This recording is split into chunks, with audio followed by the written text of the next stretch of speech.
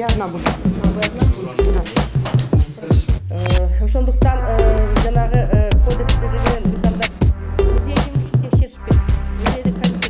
мы предприняли ряд попыток решить данные вопросы в медиативном порядке. В частности, обращались с заявлениями в ряд общественных организаций, подавали несколько жалоб в комиссию по рассмотрению жалоб на действия средств массовой информации, а также обращались с заявлениями к вышестоящему руководству радио «Азатык», в частности, к центральному офису «Радио Свобода» с просьбой, соответственно, принять какие-то меры и прекратить распространять порочащую информацию, не имея на то соответствующих подтверждающих документов.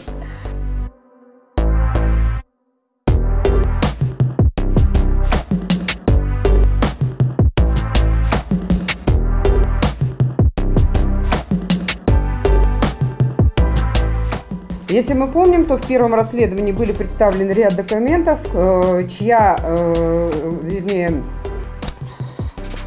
несоответствие их действительности и подложность данных документов была доказана в последующем и освещена в средствах массовой информации. Однако вместо того, чтобы прекратить данные нападки, выходит вторая часть расследования, в которой уже в открытой форме обвиняют всех членов семьи в участии в теневых доходах, а также из Раимбека Матраимова вообще делают символ коррупции. Уважаемые коллеги, да, я думаю, что нет смысла говорить, что подобные обвинения могут быть заявлены только при наличии обвинительного приговора, вступившего в законную силу, чего вообще не имеет места быть.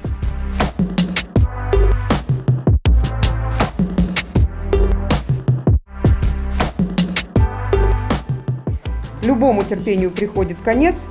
Для того, чтобы решить этот вопрос в правовом поле, был заявлен иск о защите чести и достоинства. Мы не говорим о том, что журналисты не имеют права освещать информацию, но эта информация должна подаваться соответствующими доказательствами. После первого расследования Али Тактакунов обещал предоставить подлинники документов. Это было, простите, 30 мая. До сегодняшнего дня ни одного документа подлинника не представлено, в том числе в правоохранительные органы, извините, да?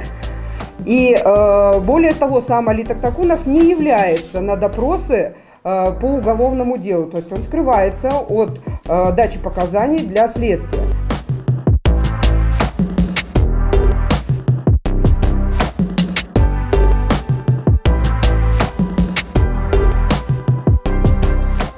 В настоящее время, дабы избежать разговоров о том, что мы пытаемся давить на прессу путем наложения ареста, путем закрытия счетов, мы подали заявление об отмене обеспечительных мер.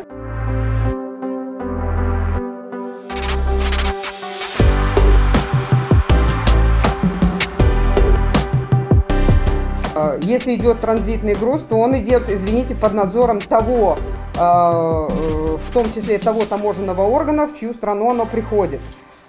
Пломбируется, если товар идет из Китая, пломбируется китайской пломбой, потом пломбируется нашей пломбой. Если выгружается перед территорией Узбекистана, то присутствуют помимо наших таможенных органов, таможенные органы Узбекистана и плюс еще соответствующие органы, которые комиссионно следят за этой перегрузкой. Где здесь коррупция может быть, где здесь может остаться товар?